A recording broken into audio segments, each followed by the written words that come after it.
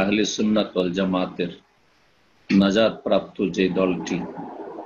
যে দলটি হচ্ছে সাহায্য প্রাপ্ত রাসূলুল্লাহ সাল্লাল্লাহু আলাইহি সাল্লামের হাদিসের আলোকে, সেই দলের আকীদা সম্পর্কে, যা হচ্ছে রাসূলুল্লাহ সাল্লাল্লাহু আলাইহি সাল্লাম এবং সাহাবায়ে কেরাম সালাফে সালেহিনের আকীদা, ধর্মীয় বিশ্বাস। আকীদা মানে দ্বীনি বিশ্বাস। সহি আকীদা হচ্ছে রাসূলুল্লাহ সাল্লাল্লাহু আলাইহি সাল্লাম এবং সালাফে সালেহিন, সাহাবায়ে কেরাম, তাবেঈন, তাবা তাবেঈন রাদিয়াল্লাহু তাআলা আনহুম আজমাইন রাহিমাহুমুল্লাহ তাআলা, তাদের আকীদা। সেটি হচ্ছে সাহায্যপ্রাপ্ত দলের আকীদা, সেটি হচ্ছে মুক্তিপ্রাপ্ত দলের আকীদা। প্রথম পর্বে দুটো ধারাবাহিক প্রশ্নের উত্তর আকারে আমরা নিয়েছিলাম আলামুস সুন্নাহ আল মানসুরা নামক কিতাব থেকে। দ্বিতীয় আজকের পর্ব প্রশ্ন নম্বর 3, তিনি প্রশ্ন এবং উত্তরের আকারে কিতাবটিকে সাজিয়েছেন। জিজ্ঞেস করছেন, মা মান আল আব্দ, আব্দের অর্থ কি? আল আব্দ বা আব্দুন, আব্দুন শব্দটি আমাদের জানা আছে, কারণ আমরা কালেমায়ে শাহাদাত তাই সকলে মুখস্থ রাখি আলহামদুলিল্লাহ, বাংলা ভাষাভাষীরা। অর্থ না বুঝলেও মুখস্থ রয়েছে আমাদের। আশহাদু আল্লা ইলাহা ইল্লাল্লাহ ওয়া আশহাদু আন্না মুহাম্মাদান আবদুহু ওয়া রাসূলুহু। আব্দুন, আব্দুল্লাহ, আমরা একে নিজের ভাষায় ফার্সিতে অর্থ করে আল্লাহর বান্দা বলে থাকি। আল্লাহর বান্দা, বাংলায় আল্লাহর দাস, এসব অর্থগুলি আমরা করে থাকি। তো এই আব্দের অর্থ কি? আব্দ বলতে কি বুঝায়? বলছেন যে আব্দের দুটো অর্থ হইতে পারে। এই আব্দ শব্দটি হচ্ছে আরবি গ্রামারে ইসম মাসদার, আর সেটি ইসম ফাইলের অর্থে হতে পারে, আবেদের অর্থে, যেটা প্রসিদ্ধ। আবার মুআব্বাদের অর্থে হতে পারে। মুআব্বাদ অর্থাৎ যার মুআব্বাদ, আরবিতে আব্বাদা ইউআব্বাদু থেকে মুআব্বাদ মানে হচ্ছে অনুগত। আরবরা বলে থাকেন তরিকুল মুআব্বাদ, রাজপথকে, যেই রাস্তা দিয়ে সবসময় চলাচল, মানুষ যান চলাচল সবসময়, এইরকম পথকে আরবরা আরবি ভাষায় তরিকুল মুআব্বাদ বলে থাকে। তো এই অর্থেও নেওয়া যেতে পারে, মুআব্বাদের অর্থে আব্দ মানে, আবার আবেদের অর্থ নেওয়া যেতে পারে। আর যার ইবাদত করা হয় তিনি হচ্ছেন মাবুদ, তিনি হচ্ছেন মাবুদ। তো বলছেন যে আব্দের অর্থ নেওয়া যেতে পারে মুআব্বাদ। মুআব্বাদ মানে হচ্ছে আল মুজাল্লাল আল মুসাখখার। মুজাল্লাল যিনি বিনয়ী, যিনি অনুগত, যিনি নিয়োজিত। তাহলে আব্দের অর্থে বিনয় রয়েছে, যিনি বিনয়ী হবেন তিনি আব্দ, বান্দা। যিনি অনুগত, তার মধ্যে আনুগত্য থাকবে, অবাধ্যতা থাকবে না, এবং তিনি নিয়ন্ত্রিত বা যাকে বলা হয় নিয়োজিত। কোনো কাজে আল্লাহ রাব্বুল আলামিন যেইভাবে নিয়োজিত করেছেন বা যেইভাবে নিয়ন্ত্রিত করেছেন, সেইভাবেই তার পরিচালনা হয়ে থাকে। এই যদি অর্থ নেওয়া হয়, আব্দ মানে মুআব্বাদের অর্থ নেওয়া হয়, মানে বিনয়ী, অনুগত, নিয়ন্ত্রিত, এই অর্থে যদি নেওয়া হয়, তাহলে এতে শুধু মানুষ যারা অনুগত বান্দা, জিন যারা অনুগত, জিনদের মধ্য থেকে, জিন এবং মানুষের অনুগত রয়েছে আর অবাধ্য রয়েছে। পক্ষান্তরে মালায়েকা সকলে অনুগত। শুধু মালায়েকা আল্লাহর বান্দা বা আব্দ নন, আর সৎ মানুষরা, মুমিন মানুষরা, অনুগত মানুষরাই শুধু না, আর শুধু সৎ অনুগত জিনেরা নয়, বরং সকল সৃষ্টিকুল তাতে সামিল। যদি আব্দ মানে মুআব্বাদ না হয় তাহলে সকল সৃষ্টিকুল এই অর্থে সামিল, অর্থাৎ এই অর্থে আল্লাহর বান্দা, আল্লাহর সকল সৃষ্টি। সহজ ভাষায় আল্লাহর সকল সৃষ্টিকে আব্দ শব্দটি সামিল। এই অর্থে আল্লাহর সৃষ্টিকে আল্লাহর বান্দা বলা হয়, আল্লাহর বান্দা। আর এই অর্থেই বলা হয়েছে কোরআনে কারীমে সূরা ইসরাতে, ওয়া ইম মিন শাইইন ইল্লা ইউসাব্বিহু বিহামদিহি, এমন পৃথিবীতে কোনো কিছু নেই সেই, যে আল্লাহ রাব্বুল আলামিনের সত্তা ছাড়া যা কিছু পৃথিবীতে রয়েছে সবকিছু হচ্ছে সেই। কোন একটি বস্তু, কোন একটি জিনিস, এমন কোন জিনিস, এমন কোন বস্তু নেই যে ইউসাব্বিহু বিহামদিহি, আল্লাহর প্রশংসা বিজড়িত তাসবিহ করে না। অর্থাৎ সকল সৃষ্টি আল্লাহর তাসবিহ করে, প্রশংসা করে। ওয়ালাকিন লা তাফকাহুনা তাসবিহাম, তবে তোমরা তার সেসব সৃষ্টির তাসবিহ, পবিত্রতা, মহিমা যে ঘোষণা করে রবের, তা তোমরা উপলব্ধি করবে না, বুঝতে পারো না। তো এই অর্থেও আব্দ নেওয়া হয়েছে। যদি মুআব্বাদের অর্থে না হয়, আব্দ মানে মুআব্বাদ, তাহলে এতে সমস্ত সৃষ্টিকুল যা আমাদের ওপরে আছে, যা আমাদের নিচে রয়েছে, ঊর্ধ্ব জগতে রয়েছে অথবা অধো জগতে রয়েছে, সমস্ত সৃষ্টিকুলকে সামিল। সেটা বিবেক সম্পন্ন হোক অথবা অন্য কোনো বস্তু হোক, সেটা তরতাজা হোক, তরল হোক অথবা শুকনো হোক, সেটা এমন হোক যেটা নড়াচড়া করে অথবা যেটা নড়াচড়া করে না, স্থির। পাথর, গাছপালা অথবা কীট পতঙ্গ, পশু পাখি, যা কিছু হোক না কেন, সেটা প্রকাশ্য হোক অথবা গোপনীয় হোক। প্রকাশ্যে যা চোখে ধরে দেখতে পাচ্ছি অথবা দেখতে পাওয়া যায় না, ভাইরাস দেখা যায় না, আল্লাহ সৃষ্টি, আল্লাহর বান্দা। এ করোনা আল্লাহর বান্দা, আল্লাহ রাব্বুল আলামিন নির্দেশে এসেছে, এবং আল্লাহ রাব্বুল আলামিন নির্দেশ যতক্ষণ না হবে ততক্ষণ তা উঠবে না। এজন্য এখানে একটি কথা বলে নাও, ভালো হবে, আমাদের জীবনে কাজে আসবে। সেটা হচ্ছে যে বর্তমান অবস্থায় যেমন অমুসলিমরা পার্থিব উপায় উপকরণগুলিকে করোনা থেকে আত্মরক্ষার জন্য বা করোনা থেকে নিজেকে বাঁচাবার জন্য বলছে, সেগুলি মুসলিমরাও হুবহু বলছি, আর অনেক বেশি সেগুলির চর্চা করছি। এবং এই ক্ষেত্রে অধিকাংশ মানুষই বড় সচেতন, সজাগ এবং বড়ই যত্ন নিচ্ছেন, সামাজিক দূরত্ব বজায় রাখছেন, কেউ কাউকে স্পর্শ করছেন না, যতই ঘনিষ্ঠ হোক না কেন। জি, আপনি মাস্ক ছাড়া বাইরে বেরোচ্ছেন না। তাহলে এই পার্থিব উপায় উপকরণগুলির ক্ষেত্রে কত আমরা যত্ন নিচ্ছি, এর চাইতে বেশি যত্ন নেওয়ার প্রয়োজন রয়েছে মুমিন যারা বিশ্বাসী তাদেরকে রব্বুল আলামিনের হকের ক্ষেত্রে। যে করোনা এসেছে আল্লাহ রাব্বুল আলামিনের নির্দেশে, মানব জাতির পাপাচারের কারণে, অন্যায়ের কারণে, সুতরাং এটাকে দূর করার সবচেয়ে গুরুত্বপূর্ণ পন্থা হচ্ছে, উপায় হচ্ছে তওবা করে, সংশোধন করে রবের কাছে ফিরে আসা। জি, মা নাযালা বালাউন ইল্লা বিযামবিন, যে কোনো বালা মুসিবত নেমে এসেছে পাপের কারণে, ওমা রুফিয়া ইল্লা বিতাওবা, আর তওবা ছাড়া সেটা দূরীভূত হবে না, উঠবে না। জি, তাহলে যতটা আমরা সচেতন, সজাগ পার্থিব মাধ্যমগুলির ক্ষেত্রে, যে এই করলে করোনা থেকে বাঁচতে পারবো, এই করলে বাঁচতে পারবো, এই করলে বাঁচতে পারবো, এই করলে আমি নিজের পরিবারকে, ছেলে মেয়েদেরকে বাঁচাতে পারবো, ইত্যাদি ইত্যাদি। সুতরাং স্কুল, কলেজ আর কর্ম প্রতিষ্ঠান এসব খোলা যাচ্ছে না, এই করা যাচ্ছে না, সেই করা যাচ্ছে না। তার চাইতে বেশি আমাদেরকে অনেক বেশি গুরুত্ব দিতে হবে এই দিকটিকে, যে আমাদেরকে সংশোধন করতে, তওবা মানে সংশোধন করা, আমাদের বক্রতাকে ঠিক করতে হবে, সোজা হইতে হবে, রবের দিকে ফিরে আসতে হবে। আল্লাহ রাব্বুল আলামিন যেন বুঝার তৌফিক দান করে। এই অর্থে যে অর্থটি আব্দের বর্ণনা করছি, সেই অর্থে যেমন মুমিন, বিশ্বাসী মুসলিম শামিল আব্দের, তেমনি কাফের, নাস্তিক, মুশরিক, তারাও আল্লাহর বান্দা।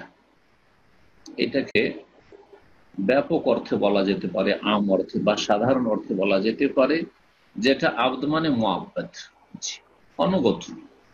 অনুগত যেখানে ক্ষমতা চলে সেখানে অনুগত নয় কাফের, জি, মুশরিক, পাপিষ্ট। কিন্তু যেখানে ক্ষমতা চলে না সেখানে অনুগত, সোজা, জি, সোজা।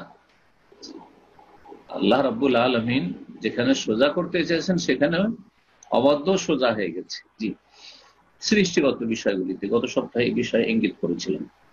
এই অর্থে মুমিন কাফের, সৎ অসৎ সকল সৃষ্টি, সকল শামিল এবং সকল বস্তু শামিল। জি, আল কুল্লু মাখলুকুলিল্লাহ, সমস্ত কিছু আল্লাহর সৃষ্টি এবং সবকিছুর আল্লাহ প্রতিপালন করেন, আর সবকিছুকে আল্লাহ নিয়োজিত করেছেন, সবকিছু আল্লাহর নিয়ন্ত্রণে রয়েছে, এবং সবকিছুর আল্লাহ রাব্বুল আলামিন সময়, সীমা, ক্ষমতা, সবকিছুই, সুস্থতা, ভালো মন্দ, উত্থান পতন সুপরিমিত করেছেন। হায়াত মৌত, কে কতক্ষণ থাকবে, আর কে কতক্ষণ সুস্থ থাকবে, আর কে কোথায় থাকবে, কি অবস্থায় থাকবে, সবকিছু আল্লাহ সুপরিমিত করেছেন। আল্লাযী কাদ্দারা ফাহাদা, যিনি সুপরিমিত করেছেন আর যিনি রাস্তাও দেখিয়েছেন,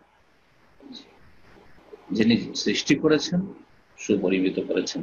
আল্লাযী খালাকা ফাসাওয়া, যিনি সৃষ্টি করেছেন, ফাসাওয়া সুঠাম করেছেন, সুবিন্যস্ত করেছেন, আর আল্লাযী কাদ্দারা ফাহাদা, সুপরিমিত করেছেন, আর আল্লাহ রাব্বুল আলামিন দিক নির্দেশনা দিয়েছেন।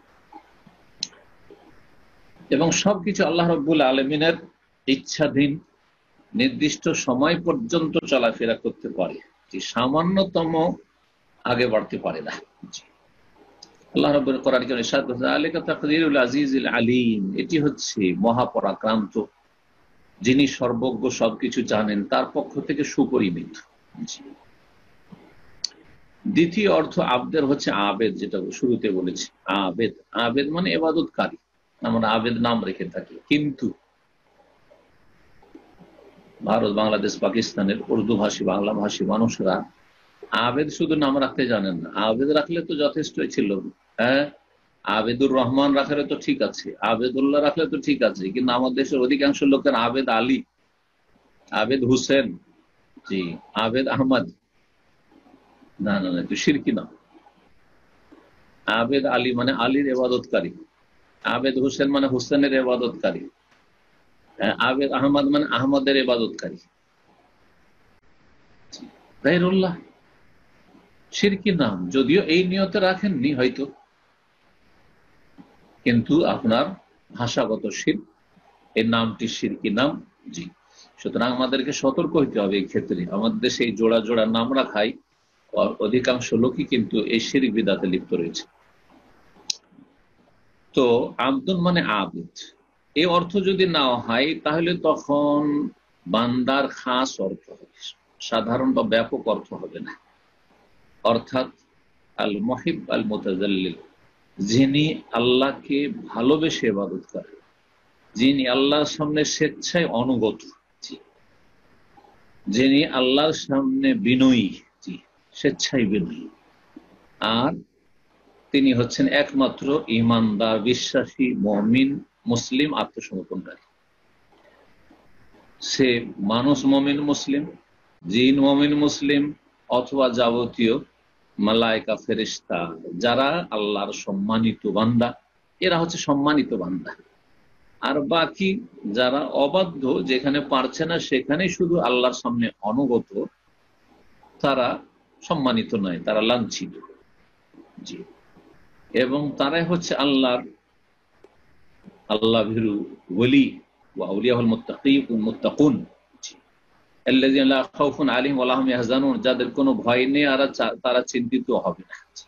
আল্লাহ রাব্বুল তাই বলেছেন, আলা ইন্না আউলিয়া আল্লাহি লা খাউফুন আলাইহিম ওয়া লা হুম ইয়াহজানুন, আল্লাহর ওলিদের কোনো ভয় নেই, তাদের কোনো ভয় নেই এবং তাদের চিন্তা নেই। এই নয় যে যাকে আপনি ওলি মনে করলেন তার মুরিদ হয়ে গেলেন আর আপনার কোনো ভয় নেই, কথা তো কোরআনে বলা হয়েছে। যে আল্লাহর ওলি হতে পারবে তার ভয় নেই, তার কোনো চিন্তা নেই। সুতরাং আপনি আমিও আল্লাহর ওলি হওয়ার চেষ্টা করি এবং ভালো ওলি হওয়ার চেষ্টা করি, একটু অগ্রগামী ওলি হওয়ার চেষ্টা করি, তাহলে লা খাউফুন আলাইহিম ওয়া লা হুম ইয়াহজানুন, ভয়ও থাকবে না, চিন্তাও থাকবে না।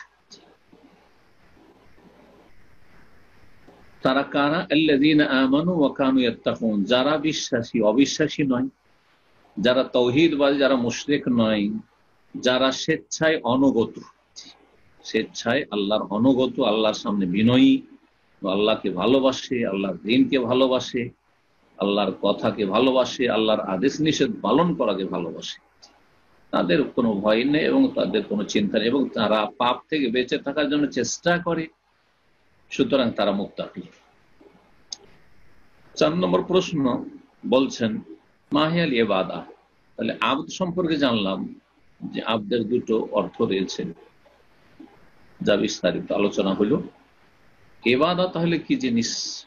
ইবাদত, যেটাকে আমরা ইবাদত বলি, এই ইবাদত কি জিনিস? ইবাদতের সংজ্ঞা বা কি? বলছেন আল ইবাদাতু হিয়া ইসমুন জামিউন লিকুল্লি মা ইউহিব্বুহুল্লাহ ওয়া ইয়ারদাহু মিনাল আকওয়ালি ওয়াল আমালি যাহিরাতি ওয়াল বাতিনা ওয়াল বারাআ মিম্মা ইউনাফি যালিকা ওয়া ইউদাদ্দুহু। এটি হচ্ছে ইবাদতের ব্যাপক অর্থপূর্ণ সংজ্ঞা, যাতে যাবতীয় ইবাদত বন্দেগী শামিল হবে। অন্তরের ইবাদত হোক, বচন কথার ইবাদত হোক, কাজের ইবাদত হোক, জি হ্যাঁ, এবং সেই ইবাদতগুলি প্রকাশ্য হোক, গোপনে হোক, ইবাদত ইতিবাচক পজিটিভ হোক, ইবাদত নেতিবাচক নেগেটিভ হোক। যেমন ইতিবাচক ইবাদত রয়েছে তেমন নেতিবাচক ইবাদত রয়েছে। জি, কেমন করে? যেমন আপনি সত্য কথা বলবেন, এটি ইবাদত। মিথ্যা কথা বলছেন না, এটিও আপনার ইবাদত। মিথ্যা কথা বললে আপনি আল্লাহর বান্দা, খাঁটি বান্দা হইতে পারলেন না। যেমন তাওহীদ প্রতিষ্ঠা করা, তাওহীদ থেকে দিয়ে শুরু করি, তাওহীদ প্রতিষ্ঠা করা, আল্লাহ এক, আল্লাহর একত্ব প্রতিষ্ঠা করা হচ্ছে সবচেয়ে বড় ইবাদত। তেমন আল্লাহ রাব্বুল আলামিনের সাথে শরীক স্থাপন করা থেকে পুরোপুরি বেঁচে থাকা হচ্ছে সবচেয়ে বড় ইবাদত। শিরক না করা, তাহলে তাওহীদ প্রতিষ্ঠা করা ইতিবাচক, আর শিরক না করা দুটোই ইবাদত। তাই বলছেন ইবাদত কি জিনিস? বলছেন যে যে সমস্ত কথা অথবা কাজ প্রকাশ্যে হোক অথবা গোপনে হোক আল্লাহ রাব্বুল আলামিন ভালোবাসেন এবং পছন্দ করেন, সেগুলি নাম ইবাদত। এই সংজ্ঞাটি ইমাম শাইখুল ইসলাম ইবনে তাইমিয়া রাহমাতুল্লাহি আলাইহি করেছেন তার কিতাবাদিতে, যেই সংজ্ঞাটি পরম্পরা চলে আসছে ইবাদতের, এবং এই সংজ্ঞাতে যাবতীয় প্রকার ইবাদত বন্দেগী শামিল হয়ে যাবে। আর কিছু কিছু সংজ্ঞা রয়েছে কিছু ওলামাদের, যেগুলোতে খাস বিশেষ ইবাদত যেগুলি সেগুলি শামিল হবে, যেমন সালাত তাতে শামিল হবে, সিয়াম শামিল হবে, যাকাত শামিল হবে, হজ উমরা শামিল হবে।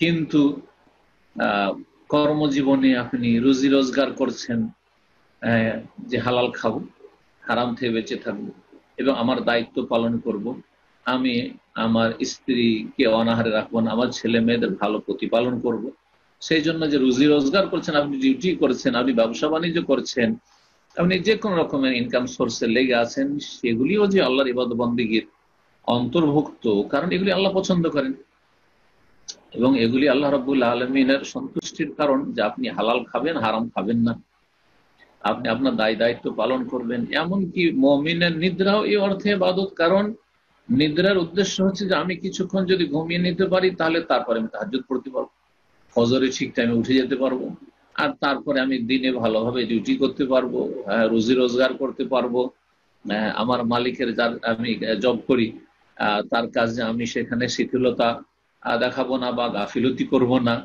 আমি সেখানে কোন রকম অবহেলা করব না, ইত্যাদি সমস্ত কিছু শামিল হয়ে যাবে ইবাদতের এই ব্যাপক সংজ্ঞাটি যদি করা হয়। ইবাদত এমন একটি ব্যাপক অর্থপূর্ণ বিষয়ের নাম, যে আল্লাহ রাব্বুল আলামিন যেসব প্রকাশ্য গোপনীয় বান্দার কথা কাজ ভালোবাসেন অথবা পছন্দ করেন তাকে স্বামী, ইবাদত। তার সাথে সাথে আরো লাগিয়েছেন যেটা অনেকে লাগানি, সেটা হচ্ছে নেগেটিভ দিক, হ্যাঁ, যেটা হচ্ছে নেতিবাচক দিক। এটা হচ্ছে ইতিবাচক দিক, যে যেই সব কথা কাজ প্রকাশ্য গোপনীয় আল্লাহ ভালোবাসেন পছন্দ করেন সেগুলি ইবাদত। তাই এটা হলো ইতিবাচক দিক। নেতিবাচক দিক হচ্ছে ওয়াল বারাআ মিম্মা ইউনাফি যালিকা ওয়া ইউদাদ্দু, এবং এর পরিপন্থী এর বিপরীত যেসব কথা কাজ রয়েছে যেগুলি আল্লাহ ভালোবাসেন না, যে কথা কাজগুলি আল্লাহ ভালোবাসেন না, যে কথা কাজগুলিকে কথা কাজের ওপর আল্লাহ অসন্তুষ্ট হন, রাজি হন না, সেগুলি থেকে মুক্ততা ঘোষণা করা, সেগুলি থেকে সম্পর্ক ছেদ করা। জি, এই সম্পর্ক ছেদ হচ্ছে ইবাদত। জি, ভালো কাজের সাথে সম্পৃক্ত হবেন যেমন ইবাদত, তেমন খারাপ কথা কাজ থেকে সম্পর্ক ছেদ করবেন, এটিও ইবাদত। গুরুত্বপূর্ণ একটি কথা মনে রাখবেন। তাহলে একজন মানুষ যখনই ভালো কাজ করে সে ইবাদত রয়েছে, যখনই ভালো কথা বলে ইবাদত রয়েছে, যখনই মন্দ কথা কাজ থেকে নিজেকে বাঁচিয়ে রাখে। আপনি পজিটিভ কোনো কাজ করছেন না হয়তো, কিন্তু মন্দ কথা কাজ থেকে আপনি আপনার সময়টাকে, আপনার যে আয়ুটাকে বাঁচিয়ে রেখেছেন। বেশ কিছু সময় আমরা কাটাই যে সময় আমি বৈধ জীবন যাপন করছি, বিশেষ কোনো নেকির কাজ তসবিহ তাহলিল জিকির আজকার করছি না, কিন্তু কোনো গুনাহ করছি না। পক্ষান্তরে অনেক মানুষ আছে যে যেই সময়টুকু অবসর সময় পাচ্ছে সেই সময় নোংরা ছবি দেখছে, গান বাজনা শুনছে, অবাধ মেলামেশা, অথবা এই ধরনের বহু হারামে জড়িয়ে আছে। জি হ্যাঁ, তাহলে এগুলি হচ্ছে আল্লাহর অসন্তুষ্টির কথা কাজ, যা আল্লাহ ভালোবাসেন, যা পছন্দ করেন তার পরিপন্থী, সেগুলি থেকে সম্পর্ক ছেদ করা হচ্ছে ইবাদত। ইবাদতের সংজ্ঞা আমরা জানলাম। আমরা যে কোনো আমল করি, আমল মানে কর্ম, যে কোনো কর্ম করি, সেটা বাচনিক কর্ম হইতে পারে, সুবহানাল্লাহ, আলহামদুলিল্লাহ, আল্লাহু আকবার, জি হ্যাঁ, বিসমিল্লাহ, আসসালামু আলাইকুম, ওয়ালাইকুম আসসালাম, কেমন আছেন, ভালো আছেন, হ্যাঁ, বাচনিক এগুলি আপনার আমল। আর হচ্ছে অঙ্গ প্রত্যঙ্গের, অন্যান্য অঙ্গ প্রত্যঙ্গের আমল, অন্তরের আমল। এই আমলগুলি কখন ইবাদত হবে, আমাদের আমলগুলি কখন ইবাদত হবে? জি হ্যাঁ, 5 নম্বর প্রশ্ন, মাতা ইয়াকুনুল আমালু ইবাদাহ, মানুষের আমল কখন ইবাদত বলে গণ্য হবে? আমল করলে যে ইবাদত হবে তা হবে না। জি, এই জন্য যারা বিদাতি আমল করে তাদের আমলগুলি ইবাদত নয়, বরং বিদাত। যারা শিরকি আমল করে, মাজারে সেজদা করে, জি, গায়রুল্লাহর কাছে, আল্লাহ ছাড়া অন্যের কাছে ফরিয়াদ করে, ইয়া গাউস মাদাদ, জি হ্যাঁ, জি, আল্লাহ ছাড়া অন্যের জন্য জবাই করে, জি, ইত্যাদি ইত্যাদি। তো আমল তো করলো, কর্ম তো করলো, এবং সে ধর্ম মনে করে করলো, দিন মনে করে করলো, কিন্তু সেটি ইবাদত না হয়ে শিরক হয়ে গেল। তো বলছেন যে মাতা এখন আমাল ইবাদা, আমল কখন ইবাদত হবে? জবাবে বলছেন তাতে দুটো বিষয় যখন বিদ্যমান থাকবে, ইযা আকমালা ফীহি শাইআন বা ইযা উকমিলা ফীহি শাইআন, যখন তাতে দুটো জিনিস পাওয়া যাবে। একটি হচ্ছে কামালুল হুব, আরেকটি হচ্ছে কামালুল যুল। একটি হচ্ছে পূর্ণ ভালোবাসা, আর হচ্ছে পূর্ণ অনুগত হওয়া, পূর্ণ বিনয়ী হওয়া, পূর্ণরূপে আল্লাহকে ভালোবাসা এবং পূর্ণরূপে আল্লাহর সামনে বিনয়ী হওয়া। তাহলে দুটো দিক যদি ইবাদত বন্দেগীতে থাকে তাহলে সেটি হচ্ছে ইবাদত, না হলে ইবাদত নয়। আল্লাহ রাব্বুল আলামিনের ইবাদত করি আমরা, ধরেন সালাতটাকে নিয়ে আমরা, এই যে 5 ওয়াক্ত সালাত পড়ছেন, ফরজ সালাত হোক, সুন্নত সালাত হোক, বেতর হোক, তাহাজ্জুদ হোক, সালাত পড়ছেন, এই যে ইবাদত, বা এতে আপনার ভালোবাসা থাকবে রবের, জি, সীমাহীন ভালোবাসা থাকবে, কামাল সীমাহীন ভালোবাসা থাকবে। এই ভালোবাসার কোনো সীমানা নেই। এই ভালোবাসাতে তার সামনে সিজদায় লুটিয়ে পড়ছি, তার সামনে অসহায় হয়ে তাকে ডাকছি। পূর্ণ ভালোবাসা এবং পূর্ণ রূপে বিনয়ী হওয়া, জি, দুটোই থাকতে হবে। শুধু ভালোবাসা থাকলে ইবাদত হয় না, আর শুধু বিনয়ী হইলেও ইবাদত হয় না। এই জন্য আমরা মানুষকে, অনেক আছে যাদেরকে ভালোবাসি আমরা, জি, আপনজনকে, আপনার স্ত্রীকে কত বেশি ভালোবাসেন আপনি, হ্যাঁ, আপনার ছেলে মেয়েদের কত বেশি ভালোবাসেন, কিন্তু সেখানে আপনি তাদের সামনে বিনয়ী না। জি, এমন বিনয়ী না যেটা পূর্ণ বিনয়ী হওয়া। জি হ্যাঁ, যেটা একমাত্র আল্লাহর জন্য খাস। ভালোবাসা অনেক বেশি থাকলেও সেখানে আপনি ওই রকম বিনয়ী না। জি হ্যাঁ, আবার কারো সামনে বিনয়ী হলে ভালোবাসেন না। জালেম বস, জালেম শাসক, তার সামনে আপনি বাধ্য হয়ে একবার পূর্ণ বিনয়ী মনে হচ্ছে, আপনি তার সামনে একেবারে বিনয়ী হয়ে দাঁড়িয়ে আছেন, কিন্তু ভালোবাসেন না, ঘৃণা করেন। হিংস্র পশুকে মানুষ ভালোবাসে না, কিন্তু ভয় পায়, তো শুধু ভয় পেলেই ইবাদত হয় না। জি হ্যাঁ, তার সাথে সাথে পূর্ণ ভালোবাসা থাকতে হবে। আল্লাহ তাআলা মহান আল্লাহ ইরশাদ করছেন, ওয়াল্লাযীনা আমানু আশাদ্দু হুব্বান লিল্লাহ, সূরা বাকারার এই আয়াতটি। আল্লাহ বলছেন যে যারা কাফের মুশরিক, যারা বহুত্ববাদী, পত্তলি বা মাজার পূজারী, তারা